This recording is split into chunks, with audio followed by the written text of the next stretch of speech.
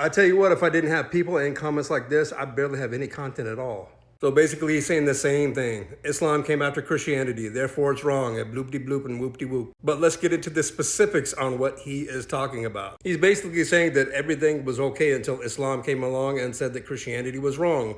But let's use his air quotes logic. Let's travel 500 years before Jesus Christ and see what the prophets are talking about. I tell you what they weren't talking about. They weren't talking about anybody having to sacrifice themselves for the sins of mankind. Come to think of it, they weren't talking about that 500 years, 1,000 years, 2,000 years ago, even 5,000 years ago. So to use your logic, was God deceiving everybody and all of the prophets from Adam all the way until, oops, wait a minute, we're going to change everything when Jesus came? So who was deceiving who? If the only way to salvation and the only way to heaven is to believe that Jesus died for your sins, how come he didn't say that in the beginning? The rest of the prophets didn't have that salvation and they didn't preach that salvation. Whoops. You do see how you contradicted yourself, right? I hope so. We have to get away from this thought that all of the Abrahamic religions, Judaism, Christianity, and Islam in their original form are different. Because Moses was a Muslim.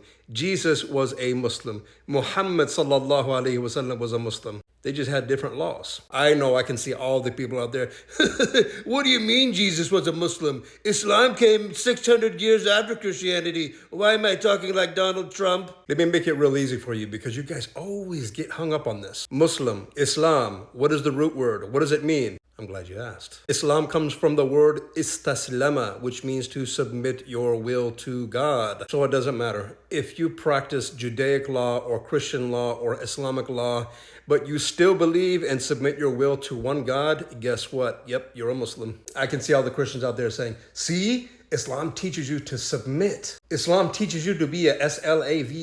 You got all that from Islam teaching you to submit to the will of God? Wait a minute. I remember a story from my Bible study when I was a kid. When Jesus was in the Garden of Gethsemane, what did he do? He fell on his face and he prayed to God, but I wonder what he said. Oh God, let this cup pass over me, but not my will, but your will be done. Wait a minute, Jesus submitted? Yeah, he did. Who did he submit to? Yep, God. You're going to call Jesus that same name? I bet you won't. Anyway, Allah yahdikum. Assalamu alaikum wa rahmatullahi wa barakatuh. Have a great weekend.